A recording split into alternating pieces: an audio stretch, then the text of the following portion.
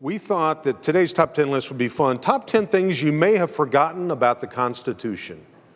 Okay? I see some nodding heads. Top 10 things you may have forgotten about the Constitution. Number 10, when delegates, I'm going to do the backstory on these. When delegates convened in Philadelphia in the summer of 1787, it was not with the purpose of creating a new Constitution. The intent was to make some changes to the existing Constitution, known as the Articles of Confederation.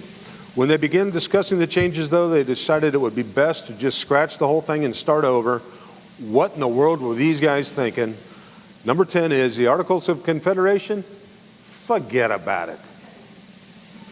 Little Italian influence. Number 9, though they're recognized as founding fathers, John Adams and Thomas Jefferson did not attend the Constitutional Convention and never signed the document. Adams was a U.S. minister to Britain, and Jefferson was U.S. minister to France. So we guess that wine, tea, and crumpets were more important than the founding of a new nation. Go ahead, drink on, Tom and John. John Adams and Thomas Jefferson were those guys.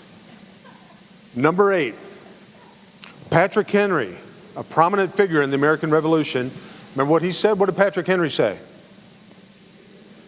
Or give me death. Was offered a role in the drafting of the country's constitution, but he decided not to participate. He later said, I smelt a rat. A rat? What were they doing at the convention? Barbecuing rodents? Unbelievable. Patrick Henry made a bad career move.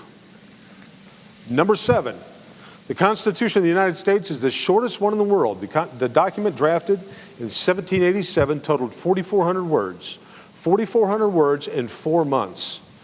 They were barbecuing rats and probably waiting for wine instead of doing their work. And keep that in mind, the Constitution would make a great Facebook quote, or Facebook post. A little too much for Twitter, but it would be great on Facebook. And if you could read that, it was hilarious. Keep in mind, bigger scale. Number 6, by no means a perfect document, the U.S. Constitution contains multiple spelling errors. The most noteworthy of these errors is Pennsylvania. They spelled it without the double N at the beginning. A delegate from that state left out one of the N's when he signed. Really? Just throw the whole document out the window. No spell check in the 18th century. Number 5, during the entire 100 days it took to complete the U.S. Constitution, delegates took only 10 days off. 6 days a week for more than 3 months. They discussed, debated, and voted all day in a hot, stuffy room with the windows closed despite the summer heat to help ensure secrecy, and delegates dressed in heavy garments. They likely smelled like a poorly ventilated locker room. Just whose problem is that? Sounds like they needed to pick up a few stick-ups at Walmart. Smells like teen government. I didn't think that a Nirvana reference was going to fly with these people, Bob. but I liked it. Number 4, there is no mention of democracy in the Constitution.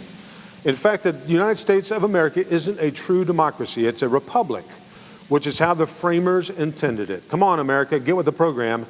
At least it's not a cacistocracy. A cacistocracy. You know what a cacistocracy is? It is a rule by the stupid, a system of governance where the worst or least qualified citizens govern or dictate policy. Well, maybe it is.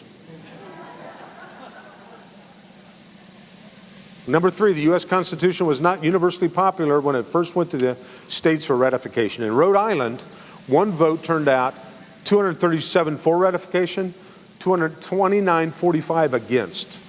Rhode Islanders wanted greater state autonomy, favoring the weaker central government establishment of the Articles of Confederation. I say we change the name of Rhode Island to Rogue Island. By the way, that's not really an island, is it? Isn't that false advertising? Come on, Rhode Island. Number 2, the First Amendment contains 5 protections of the American people. Can anybody name them? Holler them out. What are the 5 protections? What? No. The 5 protections are freedom of speech, freedom of? I can't hear you. Assembly is one. Freedom of the freedom of the press. That's 3. Nope. Freedom. Let's do it this way.